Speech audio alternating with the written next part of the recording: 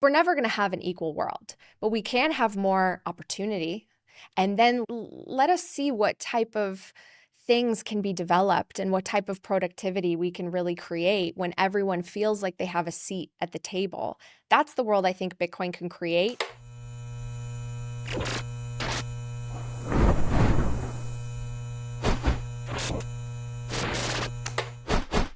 Welcome back to Gen Z Unplugged. Today, we sit down with Natalie Brunell, host of Coin Stories, which is the #1 Bitcoin podcast in the world, and she's also the author of Bitcoin is for Everyone. Natalie spoke at the Luce Center last week on her new book and all things crypto, and this conversation reveals what an investigative journalist learned about cryptocurrency. If you are familiar with crypto or you know nothing about it at all, or you don't really care, we really encourage you to listen to this conversation, and we think you'll really enjoy it because there's a lot more to the world of finance, of economics, even of culture when it comes to cryptocurrency. So we really hope you enjoy. All right, Natalie, thank you so much for being here today. Thanks so much for having me. Okay, well, I'm excited to get into this conversation, to talk about Bitcoin, talk about crypto, talk about your history in the crypto space. But first, I'd love to just hear about you, even down like your childhood, your background. I know you have a background in investigative journalism. So hearing all about that and kind of how you got up to this point. Sure. So I'm a first generation immigrant. My family is from Poland, and we came to this country when I was very young. I was 5. And I grew up listening to stories of my parents talk about what it was like to live under communism. And there was no sense of economic hope or social mobility. There were a lot of constraints because the government controlled everything, including the media. And my parents had to wait in lines for basic necessities. And sometimes they would get up to the front of the line and they would run out of whatever was needed, whether it was food or something for the home. And so I can't relate to that because I've never lived that. But hearing my parents' stories, I think really left an impression on me.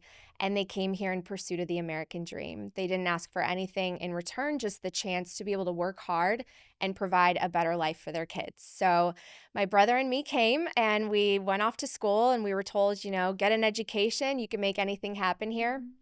And I went off to college, and then the great financial crisis hit. And I would say that that was probably the moment that shaped me the most, in ways that I didn't even realize until much later. But seeing my family who had worked so hard lose everything. We lost our house. My parents filed for bankruptcy. And then you see the bankers, the folks that took all this risk, they got bailed out. Some of them got bonuses. It really shifts your perception about the American dream and is it within reach? And why did my family, who played by all the rules, end up getting the rug pulled out from under them? So that informed, I think, a little bit of my desire to be an investigative journalist because I wanted to root out the corruption and I wanted to put a spotlight on the injustices that I saw in the system. I felt like there was so much. It was unfair that the average person was working so hard and feeling like they can't get ahead. And as I became a reporter, which I was working at various networks for about 10 years, I learned that my family was not the only one that went through this. There were a lot of Americans who had started to feel very little hope for the future. Everything was becoming more expensive. Wages and incomes were not keeping up. And there was something fundamentally broken that was also starting to pull us apart politically. And so I didn't know I was looking for Bitcoin. And when I discovered it, I was just as skeptical as everyone else. It was about 2017. I assumed it's digital, it can be hacked or replicated. But someone gave me a book to study Bitcoin. And the book was actually about money, it was about our financial system. And it kind of inspired my book eventually. But it really taught me that the system is fundamentally broken. You can print money, but you can't print more Bitcoin. And the printing of money that we've done in this country, the amount of debt that we've gone into has diluted every single dollar that we work so hard to earn. And we have no say in that. We have no say in that system. And that system benefits a few people and disadvantages pretty much everyone else. And so once I learned that and was empowered with that, I just went really far down the rabbit hole studying Bitcoin to see if it was a possible solution. And I came to the conclusion that it is the best solution available to save the average person from this monetary debasement and from the lack of hope and from the lack of economic empowerment. And that's why I want to educate everybody I can about both the financial system and Bitcoin. Okay, you mentioned something interesting of realizing that the system was unfair and unjust, and I think a lot of people, their reaction is that their reaction to that is more on the socialist side. But you mentioned that your parents grew up under communism, and you saw that that wasn't going to succeed. So obviously, I assume that that had a lot to do. But was there any point where you said, "Okay, well, we need to be redistributing the wealth," or you had kind of that mindset, or did you go way to the opposite end of, oh my gosh, the entire system is broken and we need a whole type of currency? What was your thought process? Yeah, so this is what's really interesting. I did grow up hearing again about communism, this Mhm. total over control by the government. But by the time I had reached college and the great financial crisis happened, I really empathized with the Occupy Wall Street movement. I thought the system is unfair and there needs to be this benevolent actor to come in, maybe the government, and redistribute the wealth because it's so unfair that the rich had gotten so rich and the poor, the working class, were suffering so much when they were working harder than ever. But that went to show you how little I understood about economics at the time Mhm. because our schools really don't teach us that. They really don't teach financial literacy. They don't teach us what money is, what the history of money is, who issues the money, how does our banking system work, who gets the money when it's printed at the Federal Reserve and the Treasury level. And I think once you're empowered with that information, you start to, pull back the layers and say, "Oh, well, this is why things have gotten more expensive, and this is why there's this wealth divide and wealth gap, and you can't fix it by doing more of the same. You can't fix it by introducing more government, more intervention, more money printing, more spending. You actually have to do something fundamentally different, and I think that scares people. But really, I think we just need to expose ourselves to something um, different from the way we've been responding to all these financial crises. We need to Mhm. look at other solutions as opposed to just fighting between ourselves. Because, frankly, I mean, no matter who's been in office, our debt has continued to go up.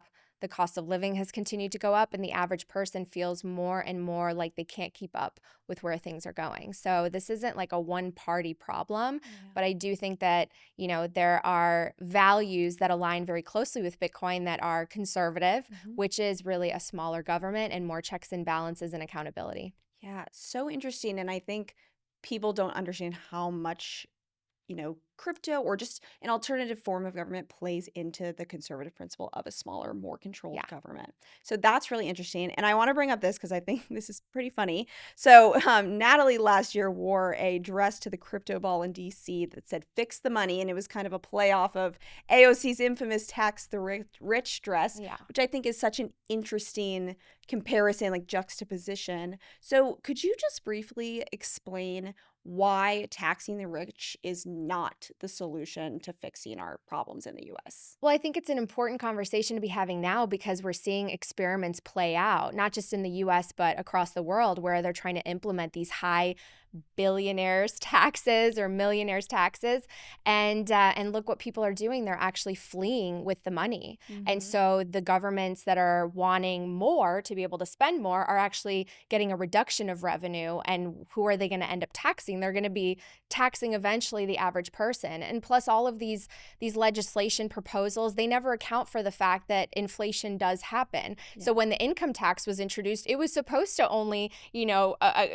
apply to a small percentage of people. And now look at us. Half of us are giving up like 30-40% of our paychecks to the government. And yet we see a deterioration in our standard of living and the services that we get back. So something, again, is broken. And I think the other thing about it is it's a very coercive statement to say, tax the rich. I'm going to take from you what you've built.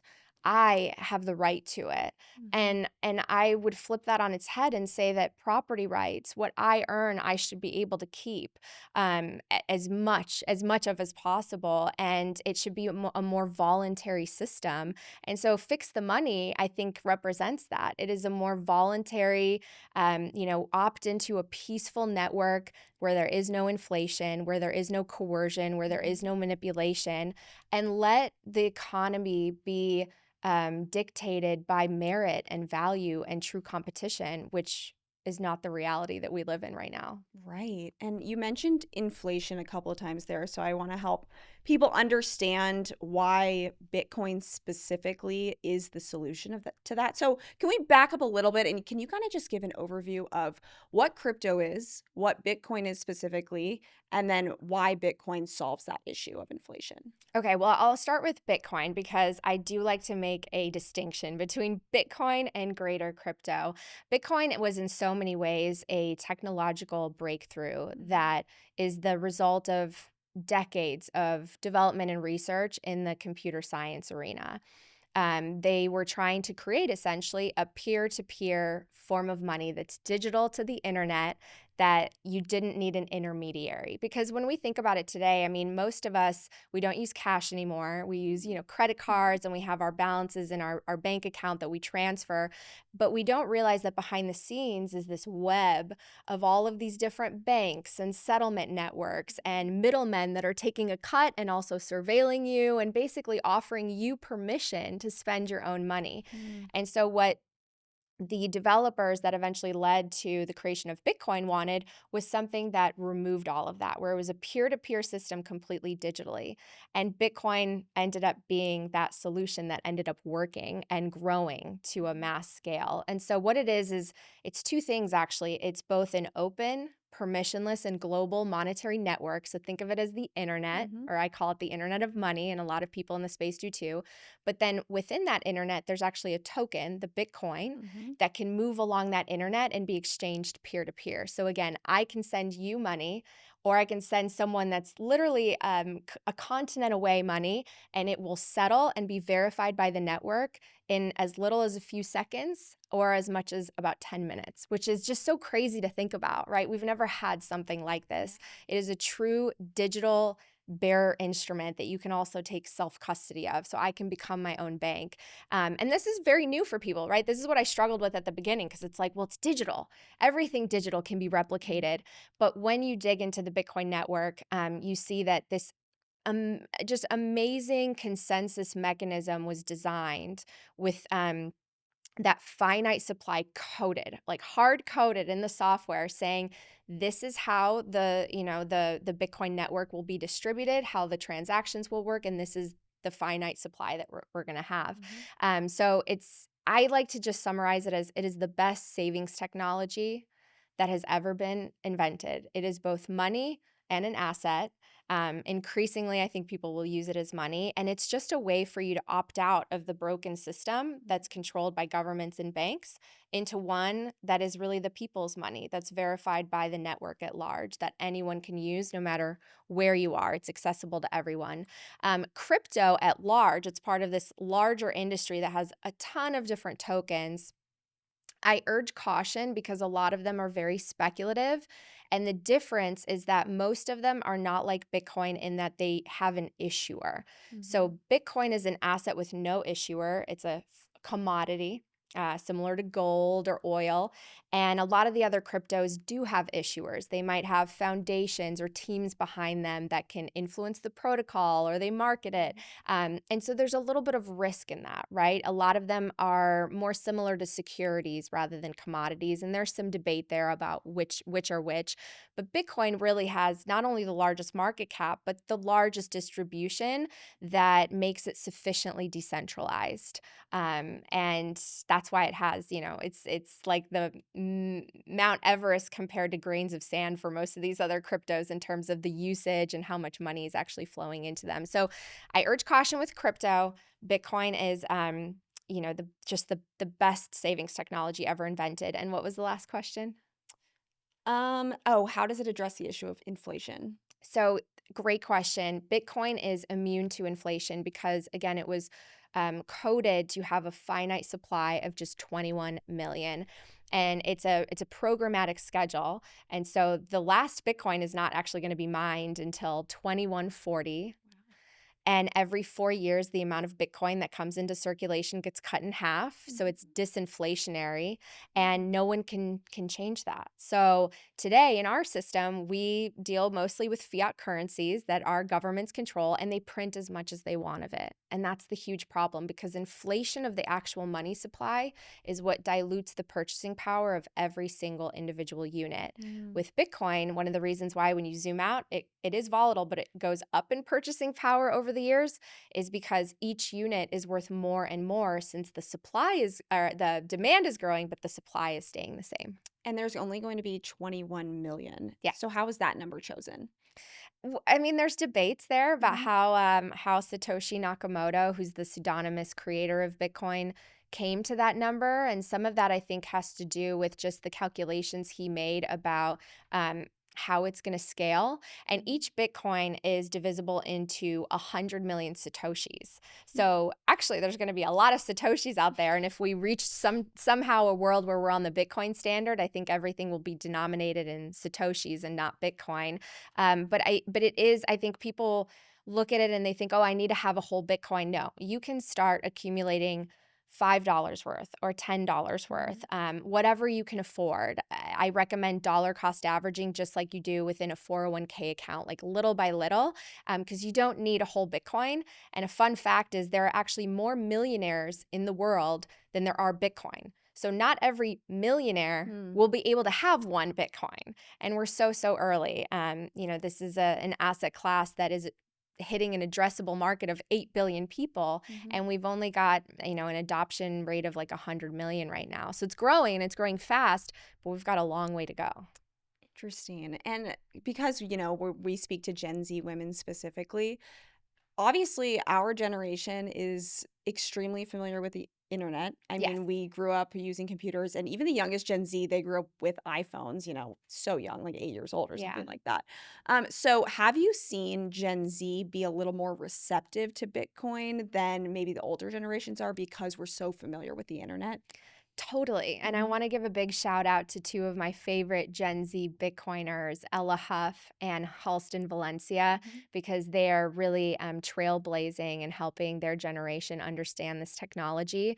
And of course, yeah, your generation is digitally native and you Mhm. grew up with these devices. And so the idea of digital money is not very hard to embrace. Mhm. Sometimes, older generations, yeah, they're a little skeptical because it's all digital. But I think for younger generations, they know that the whole world is moving in this direction. We're so interconnected. Banking is all online today. Mhm. You could do business today with people in another country, right? The world is opened up through the internet. And I think Bitcoin is going to open it up in so many more economic ways Mhm. and allow for more people to have opportunity, because again, it's this open, permissionless system. So for young people, what's incredible is I think it's restoring a lot of hope, because Mhm. this current system has placed such a debt burden, especially on, the American young generation, that I think a lot of people have looked to the future and thought, how am I going to afford a house? How am I going to afford to get out of, student loan debt? Mhm. Much less think about having a family and what that costs. And that can breed a sense of nihilism and disconnection. And I think all of us have sensed that, right? And I do think that a lot of those core reasons are economic, because people don't feel a sense of empowerment. So if you flip the script and you give people a tool that goes up in value, that isn't a get rich quick scheme, it's a don't get poor slowly Yeah. Yeah. solution. I think that allows people to really start to feel like they can save for the future. And when you price things in Bitcoin, what's great is everything's actually getting cheaper Mhm. over time. So for younger generations, again, I think it makes the American dream feel like it might be within reach again. That is very hopeful. And I think it makes a lot of sense because when I think about, the internet of money, that comes so naturally to me. And I think a lot of my peers are like, oh, that makes sense. Things should be more and more digital. Yeah. So I'm excited to see where Gen Z takes it. Okay, this is a little bit of an aside, but I recently listened to your episode of Coin Stories. You interviewed Dr. Sean Baker and you discussed the food system. Yes. So I was surprised that you even had an episode about food and kind of the movement to make our country healthy again. So I'm curious, like, what's your interest in that specifically, and what does that have to do with Bitcoin and our financial system? Yeah, I've done a few episodes on it because I Mhm. am definitely someone who's health conscious. And one thing that is so interesting about the Bitcoin community is there's a lot of people who are trying to get us back to a place of just focusing on our health, natural remedies, natural solutions, Mhm. things like embracing the sunshine and just healthy, natural foods as opposed to all the processed things. Mhm. And they've actually connected the dots back to, again, the financial system and the incentives. So there's a great book out there called Fiat Food, and Seyfedina Moose has also done great work on this in his books. But it's basically talking about how when you have a broken monetary system where a few people essentially have more of the power tends to concentrate if you're close to that money printer, you incentivize the creation and establishment of monopolies. And we now, I mean, we see it all around us, right? We have big food, big agriculture, big tech, big pharma. It's a lot harder to form a monopoly in a system where there's way more competition and no one has access to that money printer, because you Mm. really have to provide value in order to succeed. But if you are close to the money printer and you could just get cheap lines of credit and buy back your own stock or acquire a competitor, like, Mhm. you see how down the road this has tremendous consequences. And you're always kind of worried about the bottom line. How can you make things cheaper? How can you punch up the stock price, right? Mhm. And I think that that has led to some really serious consequences in things like our health and food system. It's no longer about providing the best possible service or value to you. It's about, how do I keep the most profit? How do I Mhm. keep growing? How do I, make my stock worth a lot, and then therefore benefit the executives of the company? And I think if we introduced a system of consequences again, and of real competition, then we would actually be able to have less of these monopolies and more small businesses that could actually survive, because they're on the same level playing field as everybody else. And we haven't had that for a long time, but I think certainly if folks are watching this who are a little bit older, they can remember a time in America where food was healthier and there were fewer ingredients, and they didn't feel like everything made them sick. And so I think that this is important to address. And this administration has taken it seriously with the Maha movement. But if we don't connect the dots to the incentives within the monetary system, I think a lot of the attempts they're making at fixing the food and health system are not going to be as productive as they want them to be. So essentially, we need to fix the money before we can actually fix the food system in a enduring way. I think so. Yes. Interesting, because this is something I'm personally so passionate about. Like, my family is so tired of me being like, I'm not eating that. It has whatever Yeah. seed oil. So Yeah. I love it. Our office loves it. And a lot of the young women we work with do. So I think it's really enlightening for them Yeah. to be able to see, oh, it's a lot bigger than we realize, which makes sense because big food, big pharma, who have all this power in America, well, maybe it isn't as simple as, oh, it's the cheapest thing. And so Americans will buy it, but there is a bigger issue at play. Yeah. So that's really good to know. Okay, we have a couple more minutes, but I think that this would be an interesting thing to talk about is how Bitcoin won't just have an impact on the financial system, but like you're saying, you're suggesting with food, it might affect other areas. So what kind of cultural impact do you think it could have, 20, 30, 50 years down the road? Well, I think it could be really huge. Again, I think the Mhm. downstream effects of both systems are very, very important to examine. So, the fiat system over time has created a greater and greater concentration of wealth. We can see that. It has allowed the cost of living to balloon to an extent that the average person no longer feels like one income is enough. It has created a sense of disconnection between us because, again, I think people are just on that rat race grind so much that it starts to break down. I mean, everything about your spirit, your hope, your sense of duty to one another, right? I think it just incentivizes some of our more I don't know, detrimental behaviors, if you will. We've seen crime go up. We've seen some of these things really play out. Whereas in a system where, again, you are rewarded for value, no one can inflate the supply and no one can gain a special advantage. You have to provide value in order to earn the money, or Bitcoin in this case. And I think that's a world that incentivizes lower time preference, thinking more about the long term, sacrificing in the short term because you want to build something for the future, more cooperation, more innovation. I think it literally flips incentives on its head. Mm. And that is a world that can create, oh my gosh, so much abundance that we haven't even seen, right? I mean, right now it feels like all of the capital is held behind this walled garden, and you really have to have access. You have to be close to the money printer. You have to have political access, or you have to be, on Wall Street. Mhm. But this is a system where literally, again, a billionaire plays by the same rules as someone who's really poor. The rules are the same because Bitcoin is blind to your net worth. You just Mhm. have to provide value in order to earn Bitcoin. And I think that that is something that will actually equalize a lot of the aspects of the world. And it's funny because there's so much, political talk about DEI and how do we make things equal? Well, we're never going to have an equal world, but we can have more opportunity.